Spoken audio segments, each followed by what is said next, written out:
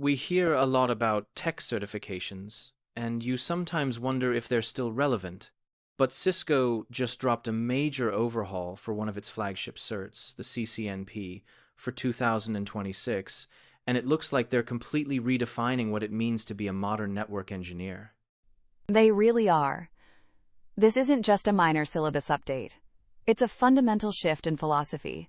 They're moving away from asking, "What do you know?" to "What can you do when things are on fire?" And that's clear from the new design.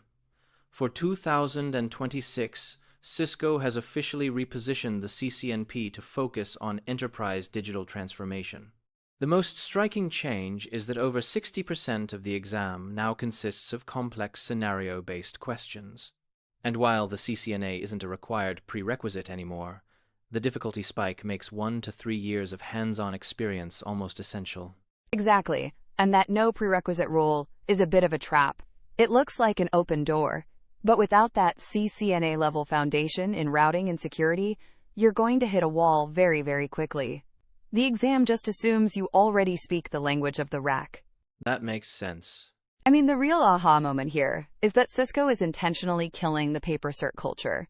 You can't just memorize a bunch of facts and pass anymore. By making the test 60% scenarios, they're forcing the market to value the person behind the cert again. Passing now proves you've actually spent time in a command line terminal, not just in a classroom. So the bar has been raised. It's less about the certificate and more about the capability. But to clear that bar, you need to understand the new 1+1 structure Cisco has rolled out for the 2026 tracks. Right. The 2026 structure is built on a 1+1 model. Everyone takes the 120-minute core ENCOR exam, which has been updated to version 1.2 to prioritize SD-WAN and automation, followed by one of 6 specializations.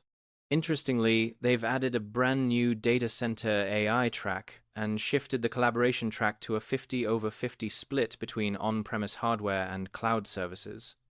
I noticed that the ENCOR exam costs $400 and the concentration is $300. It's a $700 investment, but here's the kicker. The core exam also counts as the written qualification for the CCIE. So it's basically a 2-for-1 deal if you're planning to go all the way to the top of the certification ladder. I see, so it's a stepping stone. It is. And look at the automation and DCAI additions. It shows that the silo between the network guy and the AI guy is just disappearing. Cisco is basically saying that the network is now the backbone of AI. If your network isn't optimized for those kinds of massive data workloads, the AI simply doesn't work.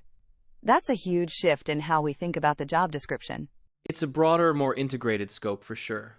But the big question for most people is all this extra study and the $700 fee actually worth it in today's job market? Well, the numbers speak for themselves. From a career perspective, the data is quite clear. A CCNP certification in 2026 correlates to a 30% to 40% salary increase compared to those without it. It's widely considered a global universal credential for roles like network architect or supervisor, particularly in high-stakes industries like finance and government. And let's not forget the architect part of that.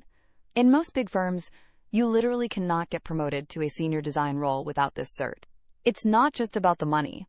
It's about the career ceiling you hit without those 4 letters after your name.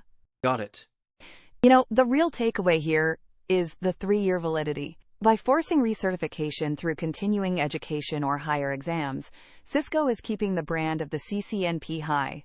When a manager sees CCNP 2026 on a resume, they know you didn't just learn this stuff 10 years ago and coasted. They know you actually understand how to link a local branch to an Azure cloud today. It's a high-value, high-maintenance asset then. So, for those ready to take the plunge, how do you actually pass this thing in the 3 to 4 months the experts recommend? It's all about a structured approach. The experts suggest a 3-phase study plan over 3 to 4 months. You start with a month of foundation, move into about 45 days of deep dive lab work with tools like GNS3 for complex topologies, and finish with a 15-day sprint where you aim for a 90% accuracy rate on simulated exams before even stepping into the test center. I love the tip about focusing on Cisco native solutions. It's a classic Cisco move. They want to see if you know 7 specific ecosystem, like DNA Center or SD-WAN, not just general networking theory. If an answer looks like a generic third-party fix, it's probably a distraction. Interesting. And here's the secret sauce for 2026. Focus on troubleshooting logic. Most people fail because they try to memorize configurations. But with 60% of the exam being scenario-based, you need to practice tar-breaking things in your lab, and then seeing how the fault phenomenon appears in the logs. You need to become a digital detective. That's the specific skill the 2026 exam is hunting for.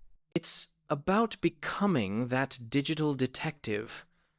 Master that logic, follow the 9-0 day plan, and that 40% salary bump seems well within reach. Let's wrap up with the key takeaways for everyone planning their 2026 certification journey. Absolutely. First, it's practical over theoretical. The 2026 CCNP is 60% scenario-based, so rote memorization is dead. It's all about troubleshooting and hybrid cloud integration. Second, remember the 1+1 modular system. You need 1 core exam, the ENCOR 1.2, and 1 specialized concentration, like the new data center AI track. Third, there's a significant financial upside. Certified pros earn 30 to 40% more and get access to senior architect and supervisor roles. And finally, it's a 3 to 4 month commitment. Success requires a structured sprint. Start with the foundation, move to deep dive GNS3 labs, and finish with timed simulations until you're hitting 90% accuracy.